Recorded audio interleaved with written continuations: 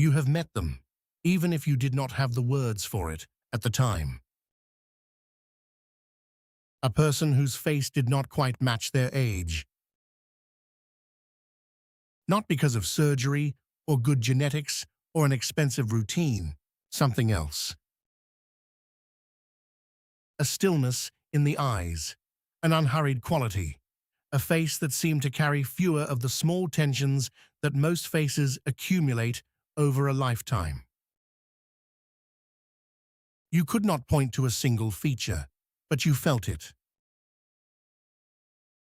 This person had aged differently. Carl Jung spent his life studying what happens inside a human being across the full arc of a life, and he noticed the same thing. That certain people, usually in the second half of life, undergo a change that shows on the outside. Not a cosmetic change, a change in the whole atmosphere of the person. He did not think it was mysterious. He thought it was the visible result of a specific inner process. A process most people never begin. To understand why, you have to understand what most faces are actually doing. Jung had a word for the social self we construct, the persona. The mask we wear to meet the expectations of the world. The persona is not a lie. Everyone needs one. It is how you function in a job, a family, a society. But there is a cost, and it accumulates. Because for most people, the persona is not a mask they wear. It is a mask they have forgotten they are wearing. They have become the performance, the confident one, the agreeable one, the strong one, the one who is fine. And maintaining a performance every waking hour for decades takes energy. A constant low-level effort of holding something up, suppressing what does not fit, managing how you are seen, editing yourself in real time. This effort has a physical signature. It lives in the jaw, around the eyes, in the held breath and the braced shoulders.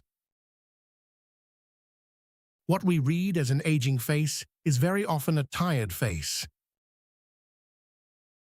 Tired not from years, tired from decades of holding up a self that was never quite real. There is a second weight, heavier than the first. Jung called it the shadow. The shadow is everything about yourself you have decided is unacceptable. The anger you were told was ugly. The desire you were taught was shameful. The parts of you that did not fit the persona, and so were pushed down into the dark. But the shadow does not disappear when you bury it. It waits. And it takes energy to keep it buried. Enormous, ongoing energy. Every part of yourself you refuse to look at becomes a door you have to keep your weight against for your entire life.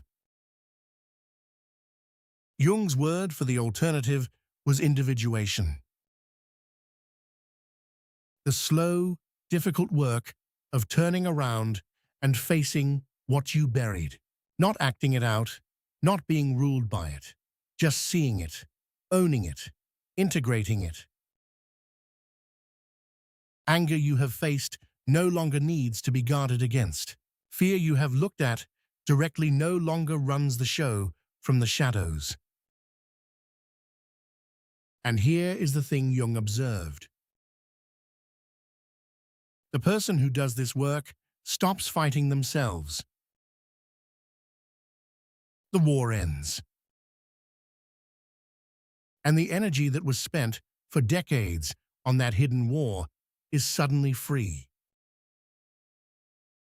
That freed energy is exactly what you are seeing when a face looks lighter than its years. So consider what is left when this inner work is done. A person who is no longer performing a persona because they have found something more real underneath it. A person who is no longer at war with their own shadow because they have made peace with it. The chronic, invisible muscular tension of self-suppression begins to release. The face softens, not because the years reverse, but because the fight behind the face has stopped. This is what people are really seeing. Not youth, peace, mistaken for youth. There is something else too. Jung believed that the second half of life has a different task than the first. The first half is about building the persona, the career, the identity, the place in the world. The second half, if you let it, is about something deeper, turning inward, meeting the self, making contact with what he called the self with a capital S, the whole of who you are, beyond the mask. The people who accept this task tend to become more themselves as they age, not less. More present, more settled, less driven by the fears that drive the young. And that inner settling has a face. It is not a smooth face. It is a face at peace with the fact that it will not stay. So, what does this mean for you? Not as a theory about other people, but as a possibility for your own life. It means the thing that ages you most is not time. It is the energy you spend hiding from yourself. The persona you can never put down.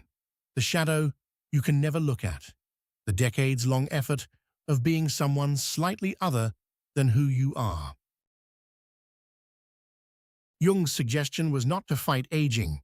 It was to stop fighting yourself.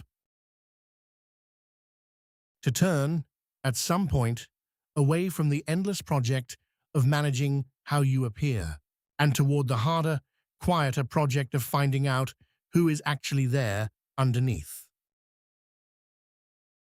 This is not about looking younger. That is the side effect, not the goal. It is about arriving at the end of your life as one whole person, instead of a tired performance wrapped around a buried self. The ageless face is not a face that defeated time.